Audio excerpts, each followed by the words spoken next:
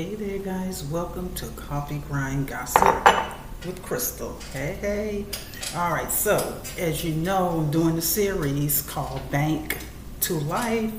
This is a series talking about the declining of most Americans not being able to save money for emergency purposes. Okay, before I get started, if you go back to the first part one, which is very tiny, it's not even a long channel, just it tells you the introduction of what I'm doing in this series. I wanted to do this series because me as a former bank employee of nearly 21 years, I know the good, the bad, and the ugly dealing with customers when it comes to saving money and putting money up for a rainy day. Okay, with all this said, okay, let's get on to that. Let's just skip over that. What is an emergency fund? Or as I like to call it, ESF, Emergency Savings Fund. What is that? Well, emergency money, okay, hold on, watch this, check it out, is not money that you currently have in your checking account for your bills, or even a personal savings account for, trips and stuff like that. That's all cool. We're talking about strictly emergency monies when the unthinkable happens, okay? So when I was talking about that article, I've read so many articles about the decline of why people stop contributing to their emergency fund, why people don't have emergency fund, and then you got some people who aren't interested in getting an emergency fund, and the reason why. And this is the why series, why the decline in saving the emergency fund. This is also the why series, and then part 3, I'm going to talk about how you can start backup savings, and let's bust up some myths right now. No, you do not have to have a bunch of money to save money on the side. It's all about strong will and budgeting. Let's get that clear right now. And another myth I want to kind of kick in the butt is that you'll hear stuff like this. And just so you know, so with all that said, let me tell you the reason why a lot of us, okay, are struggling to save money for emergency. I'm gonna let sheet notes here. Okay, I love taking notes. Number 1, job devastation, job loss. Of course, it's self-explanatory. You lose your job, how the heck are you gonna save? Not only work with the money you have in your current account, but how you're going to spend off money for emergency fund. Inflation is probably the biggest one. All you got to do is look at what COVID did, for all of us. Hiked up prices. Food is high, gas is high, rent is high, interest rates. Buying a car is difficult. The necessities, everything's going to be a Dollar Trees. Rest in peace to Dollar Trees, $1.25 now. Everything has spun up to the point. So what happens if you have money? Okay, let me give you a scenario. You got about $2,000 in the bank, right?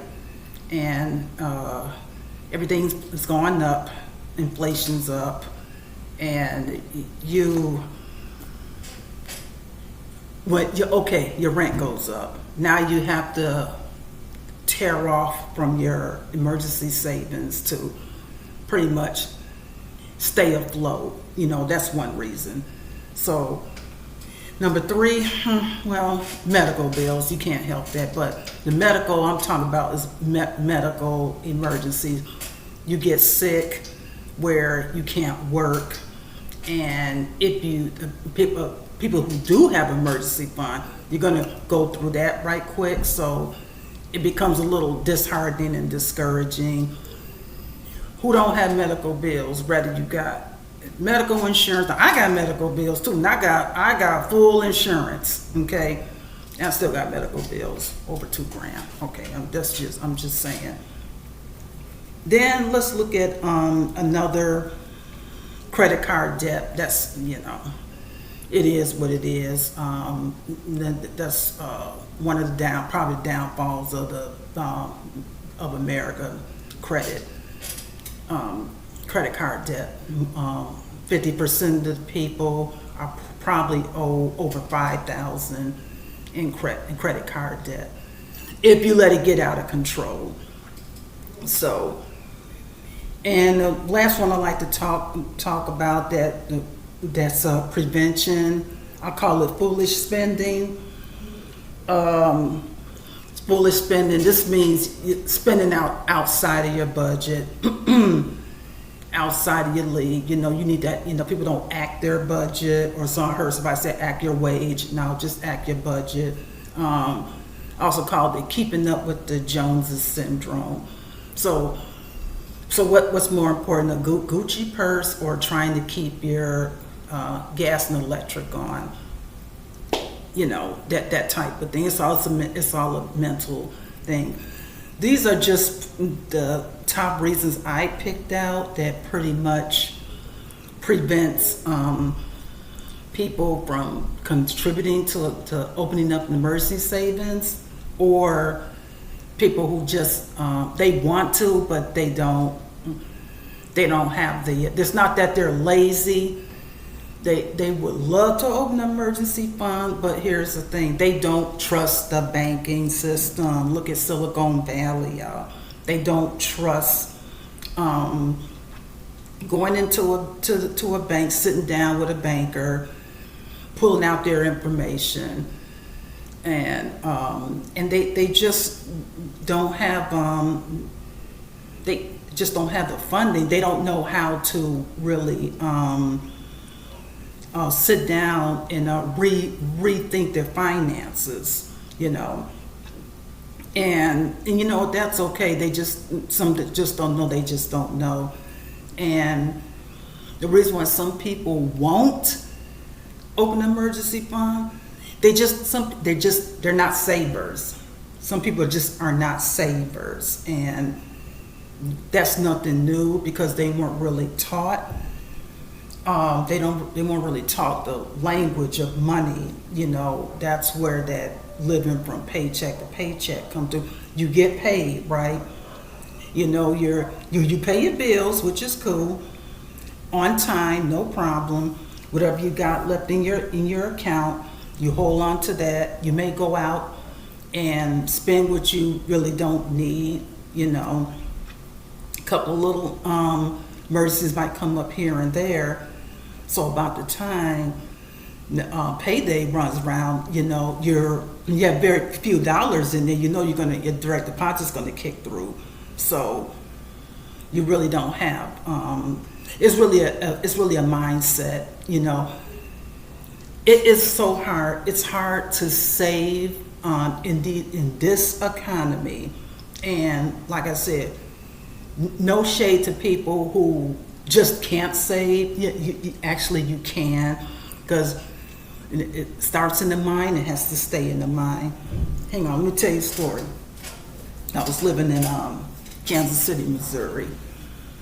When I knew I wanted to come back to Illinois, I left Kansas City, y'all. This is I'm not joking. I had $1,100 in my account when I left. Came back to Illinois. Didn't have no job lined up or anything. Stayed with my parents temporarily. So, excuse me. So with those, hang on, let me get my math together. Time frame: 1, 2, 3, 4 months. Was I unemployed for 4 or 5 months? I can't remember, somewhere around there. But I watched that $1,100 go from $1,100 all the way down to $5 and some change until I got a job. When I got that job, then I had to, reboot, put my new mindset in, get plugged in, and started slowly but surely saving and saving. It was very hard too, because I had, other debt I had to take care of too. So at one point, my account was in the negative. Who hasn't been in the negative? But I'll talk to my bank. I'll work that thing out, because, I took what you call accountability.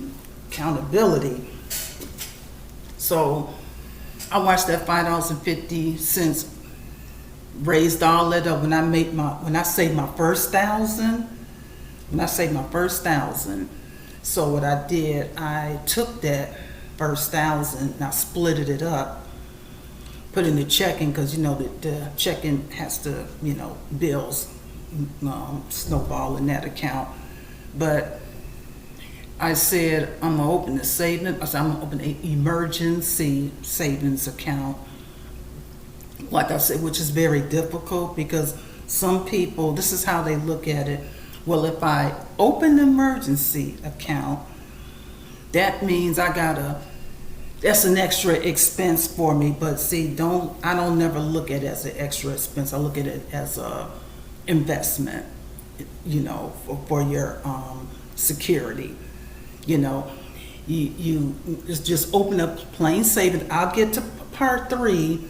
I'm going to talk about how to do the building. So stay tuned. It's part 3 is a little longer, and appreciate you guys hanging with me. Thank you so much for like and subscribe. I appreciate it. This channel is about love, empowerment, awareness. I talk a lot about money on here, money, and I talk a lot about food preparation. Sometimes you might see me making some recipes. You might see me, I'll probably do some crafts for y'all here and there, but I had a craft channel, but it kind of disintegrated and I lost a little interest. So I figure, let me do a channel where I can be more benefit. So when I came up with the coffee grind gossip, I love coffee. This is good gossip. This is gossip that's going to benefit you in these times. These is rough times, and we need to be getting on cue. And as far as money savings, food preparation, prepare, because this is rough out here. So thank you so much for tuning in, and comment, and stay tuned for part 3 of Bank to Life.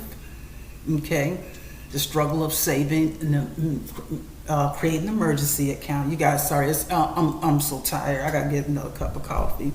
But what you see is what you get here. I'm realistic. We ain't no makeup or nothing. Braids halfway done, but we are family here. So stay tuned for part 3. Please stay tuned for part 3. Share and have your just take your notes. If you have to stop the video, take your notes, because when you always say whatever's you think it's impossible, it is possible. Trust me, I'm a living witness. Till then, you guys have a blessed day, and I will see you in part 3. Part 3 is the how. I'm going to show you how to get started. I don't care if you start with $10 in a box and put the box in your basement. You got to have an emergency fund. I'm going to touch on that in the next video. Till then, you guys have a blessed day. I'll see you then. Bye.